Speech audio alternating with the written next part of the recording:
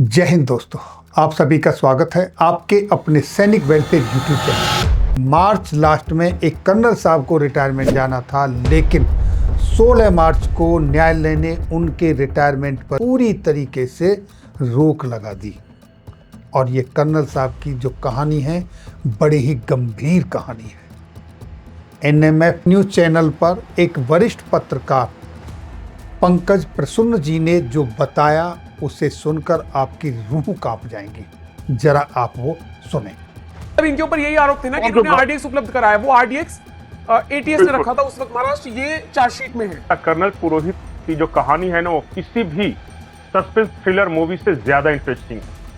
इस देश में जिन लोगों को पता नहीं है, मैंने पत्रकारिता की थी उसी वक्त जब मैं मुंबई में था। ये सारा घटना हुआ था, मैं दादर के उसी शिवाजी पार्क के आसपास रहा करता था जहां ये कर्नल पुरोहित रहते हैं। जरा सोचिए कि एक ऐसा व्यक्ति जिसकी 13वीं रैंक थी आईआईटी में, 13th, उसने वो आईआईटी को छोड़ा और उसने ग्राउंड वर्कर बनना स्वीकार किया इंडियन आर्मी में।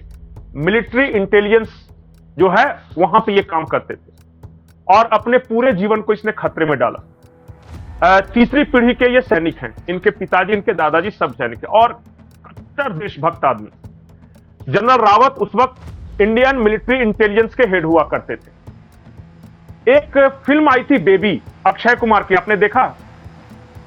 उसमें एक इंडियन आर्मी ने एक एक्सपेरिमेंट करता है, वो एक बेबी यूनिट बनाते हैं और जो कि एक आर्मी के उस तरह के लोगों को चुनते हैं जिनका कोई पहचान नहीं रहेगी और वो कहीं भी जाके कोई भी कार्रवाई कर सकते। ठीक उसी तरह जनरल रावत ने कहा कि जो पारंपरिक तरीके हैं उससे हम आतंकवादी या अपने दुश्मनों से काबू नहीं पा सकते। तो उन्होंने एक यूनिट बनाया जिसका नाम था TET और वो गुप्त था, किसी को नहीं पता था।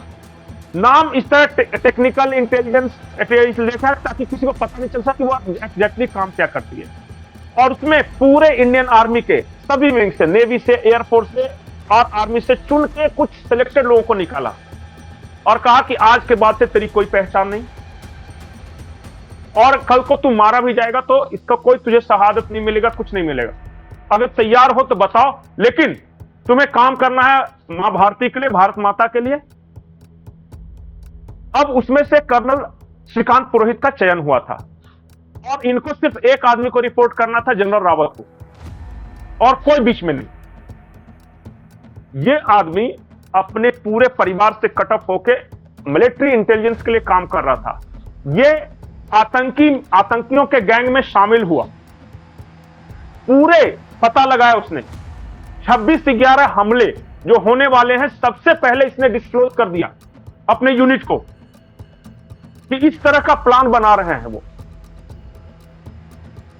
उसके पहले जैसे ही इसने अपने मिलिट्री यूनिट को बताया, तो चूंकि इतनी बड़ी घटना होने वाली थी, खबर की गई सरकार को, देश के गृह मंत्री थे पी चिदम्बरम। अचानक, चूंकि देखिए इन लोग उस वक्त आर्मी में, सिविल ड्रेस में, मतलब गुमनाम जिंदगी जी रहे थे, काम भले आर्मी के लिए कर रहे थे, इंडिया के लिए कर रहे थे। तो उस वक्त हेमंत करकरे थे एटीएस के चीफ। चार्जशीट की पेज नंबर 46-47 में लिखा हुआ है कि मुंबई एटीएस ने इनके घर पे आरडीएक्स रखा, उस घर पे जहां ये नहीं रहते थे, मुंबई में।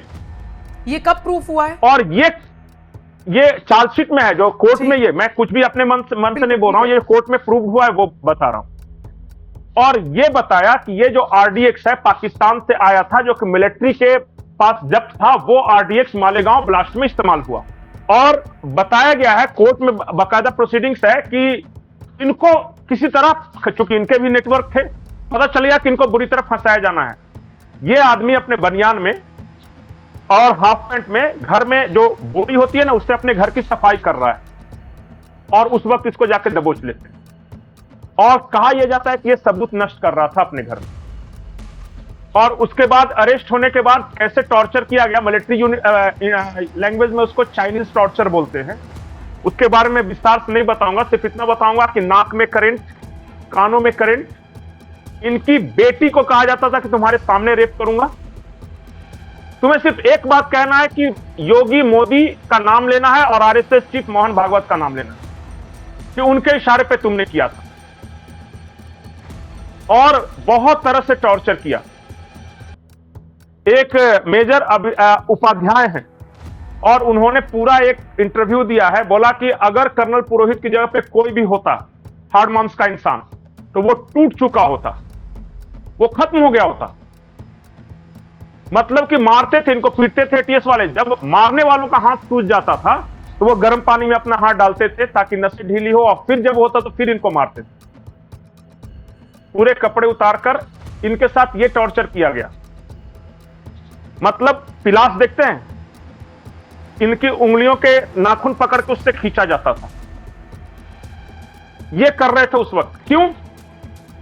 ये आदमी आज तक मालेगांव गया नहीं। और सबसे बड़ी बात, इनके जो 2 स्पाई थे आर्मी में, उन दोनों को को-एक्यूज्ड बनाया गया। बताया जाता है कि इनको इस बात की सजा मिली थी कि इन्होंने कैसे अपने यूनिट को मुंबई अटैक के बारे में पहले खबर कर दी। और बताया यह गया कि मालेगांव से बोले कि उस पूरे आर्मी में किसी जो भी जिनको एक्यूज बनाया कभी ना मालेगांव गया, ना कुछ मतलब नहीं, सिर्फ इस एक आरोप में। और आर्मी ने खुद इसकी जांच की कि क्या कर्नल श्रीकांत पुरोहित ने कुछ गलत किया। सारी रिपोर्ट कहती है कि यह कहीं था ही नहीं उसमें। यह एक मिशन पे काम कर रहा था, देश में आतंकियों के नेटवर्क को ध्वस्त करने का मिशन। और इसके पास जितनी जानकारी थी आतंकी नेटवर्क के पास, भारत में किसी के पास उतनी जानकारी नहीं थी। इसलिए इस आदमी को पकड़ के 17 साल सारा कुछ किया गया। बाद में आर्मी की कोर्ट में, बाकायदा सारे कोर्ट में ये बाइज्जत बरी हुए और इनके नाम पे भगवा आतंकी एक थ्योरी गढ़ी गई, जिसमें साध्वी प्रज्ञा, मेजर उपाध्याय, श्रीकांत पुरोहित सब थे। सारे के सारे बाइज्जत बरी हुए और इंडियन आर्मी ने हमेशा इनका साथ दिया। कहा कि पॉलिटिकल मास्टर्स के इशारे पर मुंबई एटीएस जो है वो जानबूझकर इनको प्रताड़ित कर रही है, क्योंकि आर्मी को पता था ना कि मेरा कैसा है, इस देश में एक देशभक्त के साथ क्या क्या हो सकता है। और शायद इसीलिए सोशल मीडिया पर ट्रेंड कर रहा है कि वंस अ देशभक्त ऑलवेज अ देशभक्त। सुबह मर जाएगा ये आदमी। ये जब जेल से आए 17 साल, तो लोगों ने कहा कि किसी तरह के आप में क्रोध है इस देश के सिस्टम के प्रति, तो उन्होंने कहा कि सच्चाई यह है कि मुझे फंसाया गया, लेकिन अगर मेरे खून के आखिरी कतरा भी अगर मां भारती के काम आ सकता तो मैं कुर्बान होता, लेकिन अपने यूनिट के बारे में कुछ नहीं जानकारी दूंगा मैं। इनसे पूछा जाता था कि कौन कौन तेरे साथ काम कर रहा है, क्या है वो टेक्निकल टीईटी, क्या है इंडियन मिलिट्री का, ये बोले कैसे बता देते भाई, दुश्मन के पास चला जाता तो। कोर्ट में इनसे पूछा गया कि आप बच सकते हो अगर बता दो, तो ये खामोश रहते थे, क्योंकि इनके कमांडर ने कहा था कि कुछ भी नहीं बताना उसके बारे में। हालांकि बाद में उससे भंग कर दिया गया। यह है कर्नल श्रीकांत पुरोहित की कहानी। अभी इनको लेकर भारत के इतिहास में पहली बार ऐसा हुआ है कि जिस दिन 11 बजे कोर्ट का फैसला है और उसी दिन इंडियन आर्मी ने इन्हें ज्वाइन करवाया और साउदर्न कमांड में इनकी तुरंत पोस्टिंग हुई। यह है भारत की फौज और यह है हमारे नेता। एक मेजर हैं, मैंने जिनका नाम लिया, उन्होंने कहा था कि सिर्फ एक काम के लिए अगर यूपीए के सारे नेताओं को कोई देशभक्त गोली मार देता तो वो पाप नहीं होता, लेकिन क्योंकि हम अपने डिसिप्लिन में बने थे इसलिए किसी ने कुछ नहीं किया। ऐसी थी उस वक्त देश की स्थिति। एक आदमी जिसके पास प्राइम इंफॉर्मेशन होता था कि उस शहर में ब्लास्ट होने वाला है, यह बता सकता था, इसका नेटवर्क इतना स्ट्रांग था, लेकिन इसको जेल में बंद करके टॉर्चर किया जा रहा था। कितना मुश्किल है इस देश के लिए काम करना, बताइए। तो साथियों, अभी आपने सुना कर्नल श्रीकांत पुरोहित साहब किस तरीके से एक निर्दोष सैन्य अधिकारी के साथ क्या क्या ज्यादतियां हुई सरकार की बदौलत। ये कुछ हिस्सा आपने सुना, अभी बहुत कुछ सुनना बाकी है।